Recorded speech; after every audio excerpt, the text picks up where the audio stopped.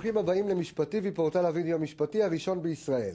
חכמינו החליטו בפרקי אבות שמה ששלי שלך ומה ששלך גם שלך הופך אותנו לבני אדם טובים יותר. אבל האם זה בא לידי ביטוי כשמדובר ברכוש הפרטי שלנו? לא ממש. איתנו נמצא עורך הדין עדיאל ברוך העוסק בדיני משפחה. שלום עדיאל. שלום וברכה. איזה רכוש של הצדדים מתחלק כאשר מתגרשים?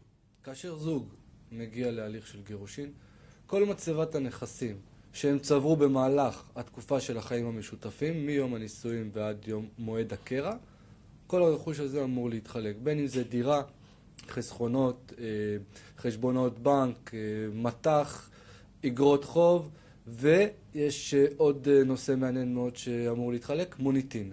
גם אם לאחד הצדדים יש מוניטין, בין אם הוא דוקטור, רופא, עורך דין, גם המוניטין שלו מתחלק לשניים. מתחלק. זאת אומרת, זה הולך עד הרמות, עד הרזולוציות הכי נמוכות, כמו שאמרו הגשש החיוור, קולב, חוט מעריך, תמונה. בית המשפט קבע שמוניטין הוא נכס. ברגע שהוא נכס, הוא נכנס למצבת הנכסים. יש מצבים בהם הרכוש המשותף לא מתחלק שווה בשווה?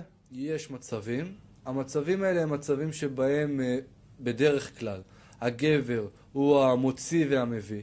הוא זה שיצא לעבוד, הוא זה שפיתח את ההכנסה, והאישה הייתה בבית, אמנם, אבל טרחה לבשל, לחבס, לדאוג לכל מטרות הבית, לגדל את הילדים. כשהזוג מתגרש, מה שקורה זה שהבעל ממשיך מנקודה גבוהה להמשיך לצמוח, והאישה נשארת כביכול בלי כלום. היא לא יצאה ללמוד, היא לא יצאה לעבוד, אין לה זכויות פנסיוניות. במצב הזה בית המשפט באמצעות עורך דין עם תביעה נכונה ומתאימה, יגיע למסקנה שיש לחלק את הנכסים לא בצורה שוויונית, אולי 60-40 או 70-30, על מנת שהאישה והגבר יוכלו לצאת ושניהם להתחיל מאותו הנקודה. איך נעשית בפועל חלוקת הזכויות הסוציאליות? כאמור, זכויות סוציאליות גם מתחלקות, שזה אנחנו מדברים על פנסיה ועל קופות גמל. קופות גמל יש להם תאריך תפוגה שכולנו יודעים, 7 שנים או משהו בסגנון הזה, וכשמגיעים למועד פתיחה, הכסף מתחלק בין שני הצדדים. פנסיה לעומת זאת, רק כשהבעל או האישה מגיעים לגיל 67, לגיל הפנסיה, רק אז הם יקבלו את החלק היחסי שנצבר בתקופת הנישואים. את החלק היחסי הזה קובע האקטואר, שהוא על ידי נוסחה ועל ידי חוות דעת שהוא עורך, קובע מה הסכום שיעביר צד זה למשנהו כאשר הוא יצא לפנסיה. האם יש מצבים בהם לא יפורק השיתוף בדירה, בנכס? יש מצבים.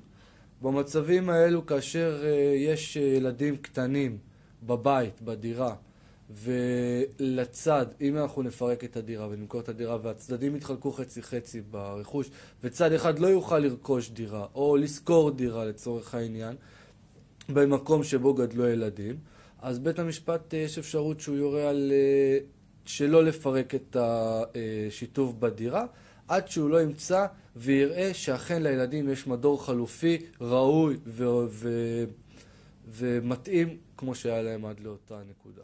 נושא מרתק, עורך דין עדיאל ברוך. תודה רבה לך. תודה רבה.